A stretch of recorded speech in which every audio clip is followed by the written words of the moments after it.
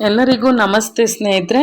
ಇವತ್ತಿನ ಒಬ್ಬ ಸಾಹಿತಿಯ ಪರಿಚಯ ಮುಳಿಯ ತಿಮ್ಮಪ್ಪಯ್ಯನವರ ಬಗ್ಗೆ ತಿಳಿಸ್ಕೊಡ್ತಾ ಇದ್ದೀನಿ.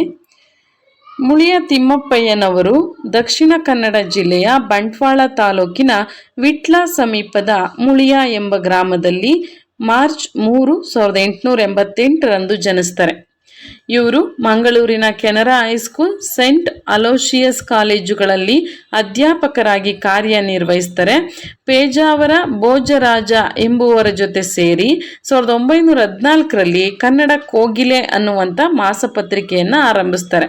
ಕನ್ನಡ ಕೋಗಿಲೆ ಮಾಸಪತ್ರಿಕೆ ಆರಂಭಿಸಿದವರು ಯಾರು ಅಂದರೆ ಮುಳಿಯ ತಿಮ್ಮಪ್ಪಯ್ಯನವರು. ಇದು ಪ್ರಶ್ನೆ ಆಗುತ್ತೆ ಸ್ನೇಹಿತರೆ, ನೋಡ್ಕೊಳ್ಳಿ. ನಾಡೋಜ ಪಂಪ ಇದು ಇವರ ಸಂಶೋಧನಾ ಕೃತಿಯಿಂದಾಗಿ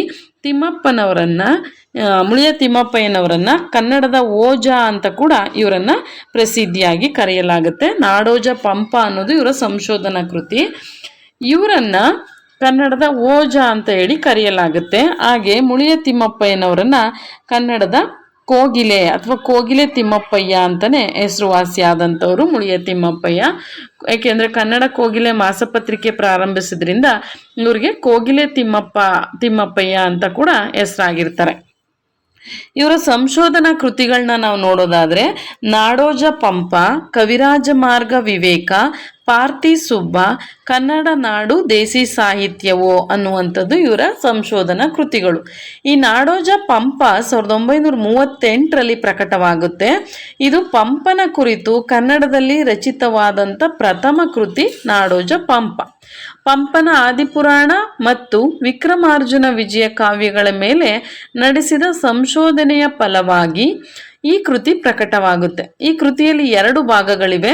ಮೊದಲ ಭಾಗದಲ್ಲಿ ಪಂಪನ ಇತಿವೃತ್ತಿಯನ್ನು ಚಾರಿತ್ರಿಕ ದಾಖಲೆಗಳ ಮೂಲಕ ಪರಿಶೋಧಿಸಲಾಗುತ್ತೆ. ಅರಿಕೇಸರಿ, ವೇಮುಲವಾಡ ಶಾಸನ, ಕೊಲ್ಲಿಪಾರ ಶಾಸನ, ಪರಬಣಿ ಶಾಸನ ಇವುಗಳ ವಿವೇಚನೆ ಇದೆ. ಇನ್ನು ಪಂಪನ ತಂದೆ ಭೀಮಪ್ಪಯ್ಯ ಎಂಬುದರ ಶೋಧನೆ ಕೂಡ ಇದೆ. ಪಂಪ ಪದದ ವ್ಯುತ್ಪತ್ತಿ ಪದ್ಮಜ ಎಂಬ ಪದದಿಂದ ಸಾಧಿಸಲಾಗಿದೆ ಅಂತ ಹೇಳಲಾಗುತ್ತೆ. ಇನ್ನು 2ನೇ ಭಾಗದಲ್ಲಿ ಪಂಪನ 2 ಕೃತಿಗಳ ರಸವಿಮರ್ಶೆ ಇರೋದನ್ನ ನಾವು ನೋಡ್ಬೋದು. ಈ ಕೃತಿ ಏಕಕಾಲದಲ್ಲಿ ಸಂಶೋಧನೆ ಮತ್ತು ವಿಮರ್ಶೆ ಈ 2 ಕಾರ್ಯಗಳಿಗೆ ಸಮರ್ಪಕವಾಗಿ ಮಾದರಿಯಾಗಿದೆ. ನಾಡೋಜ ಪಂಪ ಅನ್ನುವಂಥದ್ದು 1938ರಲ್ಲಿ ಇದನ್ನ ಪ್ರಕಟಿಸಲಾಗುತ್ತೆ. ಮತ್ತೊಂದು ಕವಿರಾಜ ಮಾರ್ಗ ವಿವೇಕ. ಈ ಕವಿರಾಜ ಮಾರ್ಗ ವಿವೇಕ ಕೃತಿ ಮೊದಲ ಭಾಗವು 1948ರಲ್ಲಿ ಪ್ರಕಟ ಆಗುತ್ತೆ.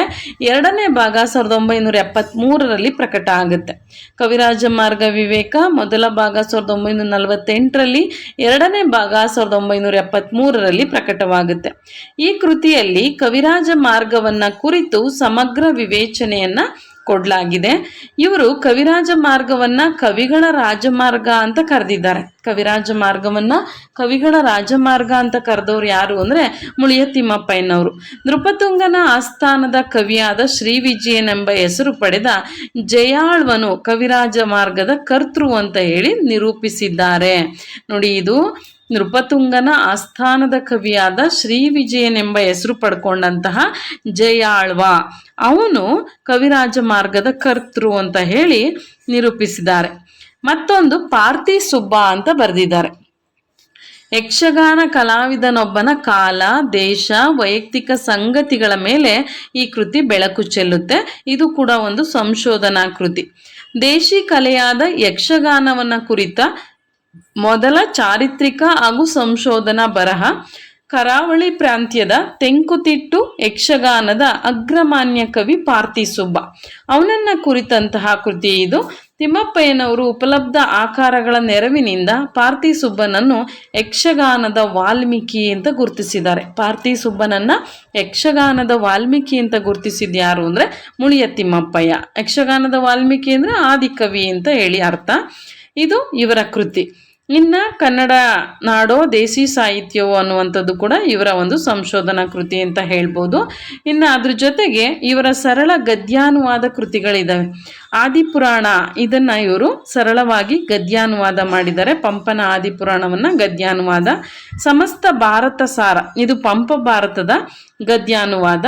ತ್ರಿಪುರದಹನ ಸಾಂಗತ್ಯದ ಒಂದು ಗದ್ಯಾನುವಾದವನ್ನು ಇವರು 3 ಕೃತಿಗಳಲ್ಲಿ ಗದ್ಯಾನುವಾದ ಮಾಡಿರೋದನ್ನು ನಾವು ನೋಡ್ಬೋದು. ಇನ್ನು ಇವರ ವಿಮರ್ಶಾ ಕೃತಿಗಳನ್ನ ನಾವು ನೋಡೋದಾದ್ರೆ ಕನ್ನಡ ಸಾಹಿತ್ಯ ಮತ್ತು ಇತರ ಉಪನ್ಯಾಸಗಳು, ಆಂಡಯ್ಯನು ಕನ್ನಡ ಮೆನಿಪನಾಡು ಮತ್ತೆ ಸಂಸ್ಕೃತಿ, ಇವು 3 ವಿಮರ್ಶಾ ಕೃತಿಗಳು. ಕನ್ನಡ ಸಾಹಿತ್ಯ ಮತ್ತು ಇತರ ಉಪನ್ಯಾಸಗಳು, ಆಂಡಯ್ಯನು ಕನ್ನಡ ಮೆನಿಪನಾಡು, ಸಂಸ್ಕೃತಿ, ಇವು ಇವರ ವಿಮರ್ಶಾ ಕೃತಿ. ಹಾಗೆ ಇವ್ರ ಕವನ ಸಂಕಲನಗಳನ್ನು ನಾವು ನೋಡೋದಾದ್ರೆ ಸೊಬಗಿನ ಬಳ್ಳಿ, ಅಜೋದಯ, ಚಂದ್ರಾವಳಿ ವಿಲಾಸಂ, ಬಡ ಹುಡುಗಿ, ನವನೀತ ರಾಮಾಯಣ, ಪ್ರೇಮ ಪಾಶ, ಇವು ಇವರ ಕವನ ಸಂಕಲನಗಳು ಅಂತ ನೋಡ್ಬೋದಾಗಿದೆ. ಸೊಬಗಿನ ಬಳ್ಳಿ ಇದು ಭಾಗವತದಲ್ಲಿ ಬರುವ ಶಂಭಾಸುರನ ಕತೆ. ಪ್ರೇಮ ಪಾಶ ಇದೊಂದು ಷಟ್ಪದಿಯ ಕಾವ್ಯ. ನಡತೆಯ ನಾಡು ಇದು ಕರ್ಣನ ವ್ಯಕ್ತಿತ್ವವನ್ನು ಕುರಿತ ಕಾವ್ಯ. ನವನೀತ ರಾಮಾಯಣ ತೊರವೆ ರಾಮಾಯಣದ ಪ್ರಭಾವದಿಂದ ರಚಿತವಾದಂಥ ಕಾವ್ಯ ಅಂತ ಹೇಳ್ಬೋದಾಗಿದೆ. ಇನ್ನು ಕಿರುಗವನಗಳನ್ನು ಕೂಡ ಇವರು ರಚಿಸಿದ್ದಾರೆ. ಇವರ ಕಿರುಗವನಗಳನ್ನ ನೋಡೋದಾದ್ರೆ ಇವಳ್ಯಾರು ಆರುವ ಅಕ್ಕಿ, ಇವೆರಡು ಇವರ ಕಿರುಗವನಗಳು. ನಾಟಕಗಳು ನಡತೆಯ ನಾಡು, ಚಂದ್ರಾವಳಿ ವಿಲಾಸಂ, ಹಗಲಿರುಳು, ರಾವುತ ರಂಗಪ್ಪ, ಇವು ಇವರ ನಾಟಕಗಳು. ಕಾದಂಬರಿಗಳು ವೀರಬಂಕೆಯ, ಹಾಗೆ ಪಶ್ಚಾತ್ತಾಪ ಯಕ್ಷಗಾನ, ಇದು ವೀರ ಚರಿತೆಯ ಅಂತ ಅದೇ, ಅದು ವೀರಬಂಕೆಯ ಅಂತ.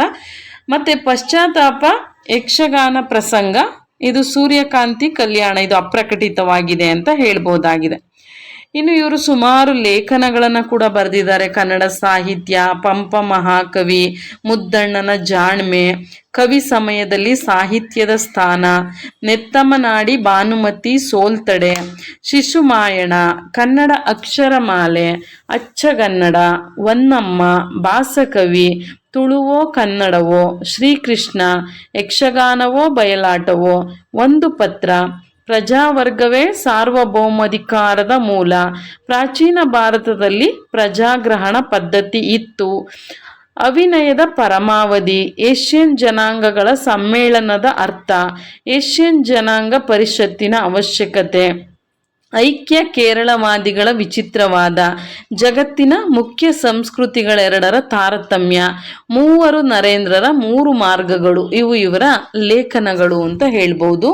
ಮುಳಿಯ ತಿಮ್ಮಪ್ಪನವರು 1931ರಲ್ಲಿ ಕಾರವಾರದಲ್ಲಿ ನಡೆದ 17ನೇ ಅಖಿಲ ಭಾರತ ಕನ್ನಡ ಸಾಹಿತ್ಯ ಸಮ್ಮೇಳನದ ಅಧ್ಯಕ್ಷತೆಯನ್ನು ವಹಿಸ್ಕೊಳ್ತಾರೆ. ಇನ್ನು ಮುಳಿಯ ತಿಮ್ಮಪ್ಪನವರು ಲಕ್ಷ್ಮೇಶ್ವರದಲ್ಲಿ ಜರುಗಿದ ಪಂಪನ ಸಹಸ್ರ ಸಾಂವತ್ಸರಿಕೋತ್ಸವದ ಅಧ್ಯಕ್ಷತೆ ವಹಿಸಿರ್ತಾರೆ. ಮುಳಿಯ ತಿಮ್ಮಪ್ಪನವರಿಗೆ ಶ್ರದ್ಧಾಂಜಲಿ ಎಂಬ ಸಂಸ್ಕರಣ ಗ್ರಂಥವನ್ನು ಅರ್ಪಿಸಲಾಗಿದೆ. ಇದು ನೆನ್ಪಿಟ್ಕೊಳ್ಳಿ, ಮುಳಿಯ ತಿಮ್ಮಪ್ಪನವರಿಗೆ ಶ್ರದ್ಧಾಂಜಲಿ ಎಂಬ ಸಂಸ್ಕರಣ ಗ್ರಂಥವನ್ನು ಅರ್ಪಿಸಲಾಗಿದೆ ಅಂತ ಹೇಳ್ತಾರೆ. ಇದಿಷ್ಟು ಮುಳಿಯ ತಿಮ್ಮಪ್ಪನವರ ಬಗ್ಗೆ ಪರಿಚಯ. ನಮಗೆ ಬಹಳ ಪ್ರಮುಖವಾಗಿ ಕೇಳುವಂತಹ ಪ್ರಶ್ನೆ ಯಾವುದಪ್ಪ ಇವ್ರ ಬಗ್ಗೆ ಅಂದರೆ ನಾಡೋಜ ಪಂಪ, ಕವಿರಾಜ ಮಾರ್ಗ ವಿವೇಕ, ಪಾರ್ತಿ ಸುಬ್ಬ, ಇವುಗಳನ್ನ ಕೇಳ್ತಾರೆ, ನೆನ್ಪಿಟ್ಕೊಳ್ಳಿ. ಇನ್ನು ಮತ್ತೆ ಮುಂದಿನ ತರಗತಿಯಲ್ಲಿ ಮತ್ತೊಬ್ಬ ಸಾಹಿತಿಯ ಬಗ್ಗೆ ತಿಳಿಸ್ತೀನಿ. ಎಲ್ರಿಗೂ ಕೂಡ ಧನ್ಯವಾದಗಳು.